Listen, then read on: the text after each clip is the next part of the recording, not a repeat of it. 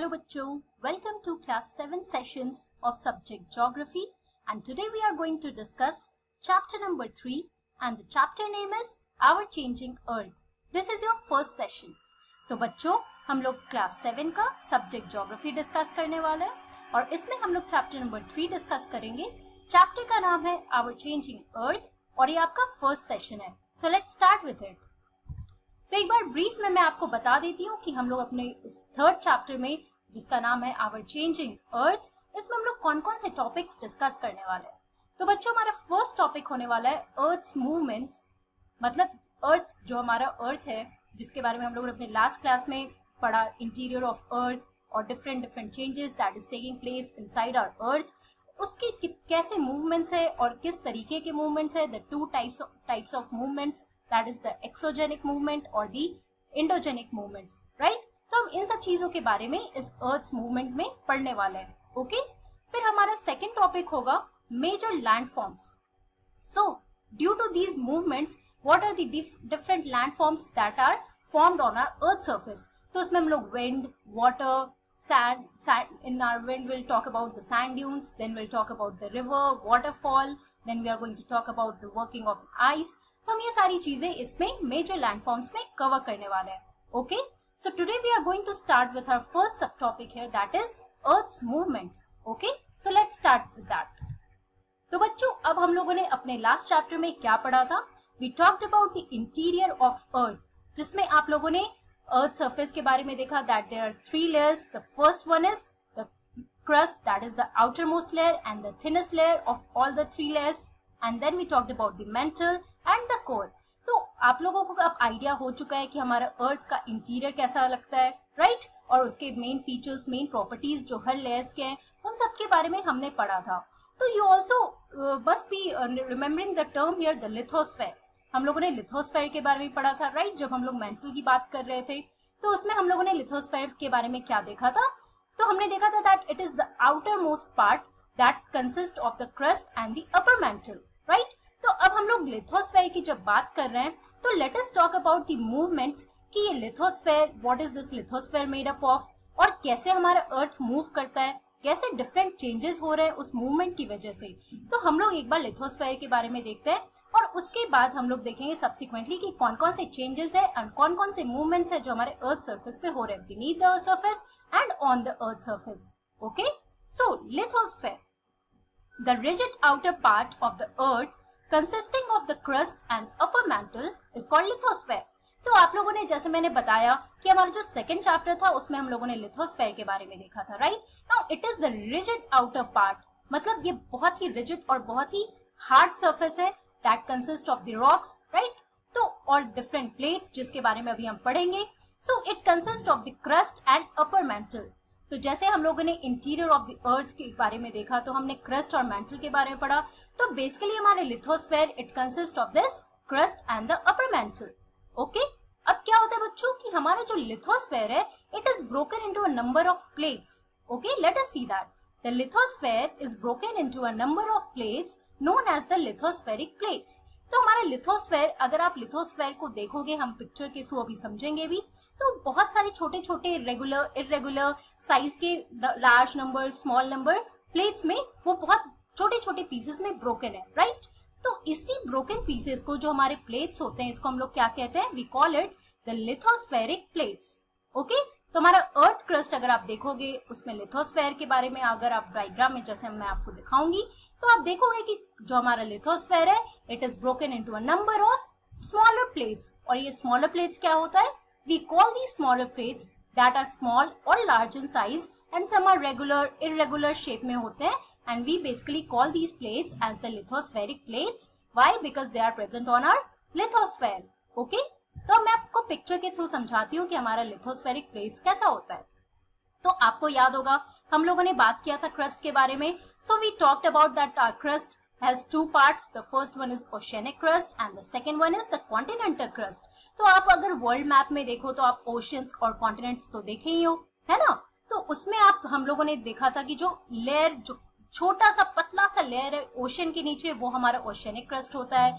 और यही अगर कॉन्टिनेंट्स के नीचे आप देखोगे the thin layer, we call it as continental crust, right? अब आप देखो यही हमारा जो अपर मेंटल और क्रस्ट का पार्ट है, we call this as the lithosphere. अब इस पिक्चर में आप देखो, आपको अगर लिथोस्फेरिक प्लेट्स के बारे में समझना है तो कैसे समझेंगे?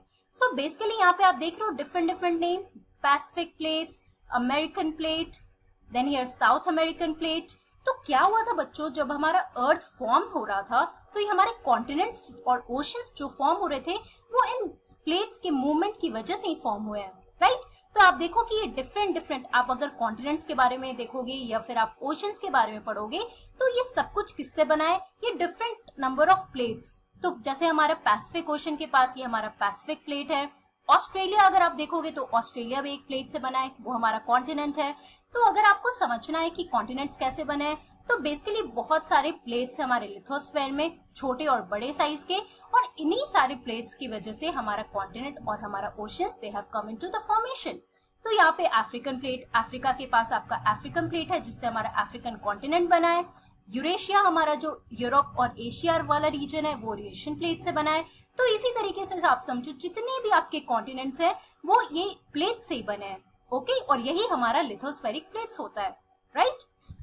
अब जब हम लिथोस्फेरिक की प्लेट्स की बात कर रहे हैं, so let us learn some more important points about the lithospheric plates. These plates move around very slowly, just a few millimetres each year.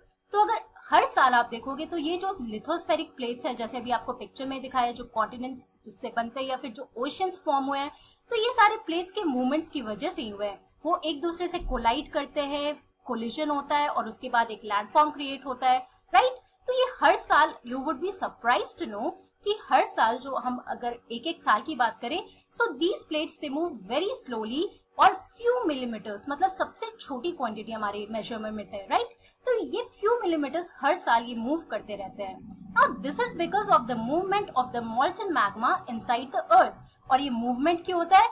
Because of the मॉल्टन magma. अब आप याद करो कि लास्ट क्लास जो हमारा लास्ट टॉपिक था उसमें हम लोगों ने मॉल्टन मैग्मा के बारे में पढ़ा था, जब हम लोग अर्थ सरफेस की बात कर रहे थे, राइट? तो ये मॉल्टन मैग्मा हमारे क्रस्ट के पास, जो हमारा मैंटल वाला रीजन है, तो उस मैंटल में हमारा मॉल्टन मैग्मा था, right? The fiery red thing, बहुत बिग रॉक्स, जो हॉट रॉक्स थे, तो इनके मूवमेंट्स की वजह से ही हमारा प्लेट का मूवमेंट होता है। Now the movement of these plates causes changes on the earth surface. तो अब आप अर्थ सरफेस पे बहुत सारे चेंजेस देखोगे जिसके बारे में अभी पढ़ने वाले हैं। ये क्यों होता है? This is because of the movements of these lithospheric plates. जब ये प्लेट्स मूव करेंगे बच्चों, जो हमारे अर्थ सरफेस के अंदर है, तो ऑब्वियस सा रीजन है ना कि अगर वो मूव कर रहे हैं तो हमारे अर्थ सरफेस पे चेंजेस भी होंगे। तो बेसिकली जितने भी चेंजेस हो रहे हैं इनसाइड द अर्थ सरफेस और outside on the earth surface, ये लिथोस्फेरिक प्लेट्स की वजह से होते हैं, इनके मूवमेंट्स की वजह से होते हैं, okay? Now let us see what are these earth movements. अगर हम मूवमेंट्स की बात कर रहे हैं तो हमारे अर्थ मूवमेंट्स को अगर आप डिवाइड करो, so they are divided into two parts here. The first one is the endogenic forces and the second one is the exogenic forces. अब हम एक एक करके पढ़ेंगे एंडोजेनिक फोर्सेस क्या होते हैं और एक्सोजेनिक फोर्सेस क्या होते हैं। उसके पहले आप ये क्लासिफिकेशन भी देख लो, है ना? एंडोजेनिक फोर्सेस के अंदर आता है सडन फोर्सेस। एक हमारा सडन फोर्स होता है जो तुरंत हो जाता है, that is earthquake, volcano, landslides. अब बच्चों आप इन सब के बारे में न्यूज़पेपर में आप लोग कभी कभी पढ़ते भी होंगे कि आज इंडिया में बहुत जगह आपको कभी कभी पता चलता है, न्यूज में आप देखते होंगे कि अर्थक्वेक आया है, या फिर वोल्केनो के बारे में, जैसे हम लोगों ने पिछले चैप्टर में देखा था, मैग्मा से अगर आप माउंटेन्स के ऊपर जो हमने देखा था मैग्मा से निकलता है एक वेंट की तरह, तो हमारा वोल्केनो होता है। We will talk about it. Landslides भी होता है, राइट? वो माउंटेन रीजन में होता है। तो ये हमारे सडन फोर्सेस होते हैं जो अचानक से हो जाता है। दूसरा हमारा कौन सा पार्ट है? Diastrophic forces. और इसके अंदर क्या होता है कि बहुत स्लो चेंजेस होते हैं, ये बहुत स्लोली चेंजेस आते हैं। और इसका फर्स्ट एग्जांपल आप देखो माउंटेन्स। तो अगर जो भी माउंटेन्स बनते हैं वो तुरंत नहीं बनते, वो सडन चेंज नहीं होता है हमारे अर्थ सरफेस पे, बल्कि काफी टाइम लगता है। तो ये हमारा दूसरा जो इम्पोर्टेंट यहाँ पे डिविजन है वो है डायस्ट्रोफिक, और पहला है sudden forces, and these come under the endogenic forces. अब एक्सोजेनिक फोर्सेस देखते हैं, इसमें क्या क्या है।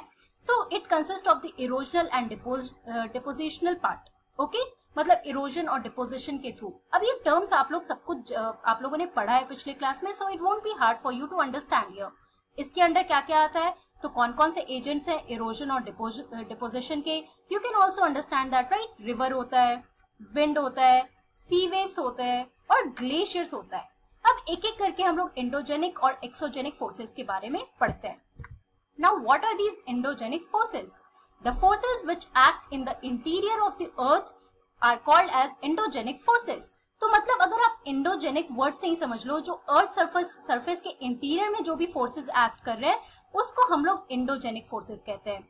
फॉर एग्जाम्पल हमारा वोल्केनो, अर्थक्वेक्स, लैंडस्लाइड्स, ये सारे हमारे एंडोजेनिक फोर्सेस होते हैं, right. So basically the forces that act interior of the अर्थ, मतलब अर्थ सरफेस के इनसाइड. हम लोगों ने वोल्केनो के बारे में पिछले क्लास में भी देखा था, जो हमारा पिछला चैप्टर था, but I am going to talk about volcanoes in detail, so don't worry about that. अब एक्सोजेनिक फोर्सेस क्या होते हैं? The forces that work on the surface of the earth are called as the exogenic forces. मतलब जो भी forces हमारे earth surface पे work करते हैं, जो भी एक्ट होता है हमारे अर्थ सरफेस के ऊपर, उसको हम लोग एक्सोजेनिक बोलते हैं. Endogenic inside the earth surface और exogenic outside the earth surface. मतलब erosion, weathering, deposition of sediments, ये आपने रॉक साइकिल में भी देखा था, राइट, कि वेदरिंग होता है, रॉक्स टूटते हैं, फिर उनका इरोजन होता है विंड और वाटर से, फिर डिपॉजिट होता है सेडिमेंट्स का. और आप लोगों ने ये रॉक्स में भी देखा था, igneous rock, sedimentary rocks, metamorphic rock. तो बेसिकली ये सारे चेंजेस हमारे अर्थ सरफेस पे हो रहे हैं. So these come under the exogenic forces. Okay, तो हमारा अर्थ मूवमेंट दो पार्ट में डिवाइडेड है, the endogenic and the exogenic forces, right. अब जब एंडोजेनिक फोर्सेस की बात करें तो इसको थोड़ा डिटेल में देखते हैं.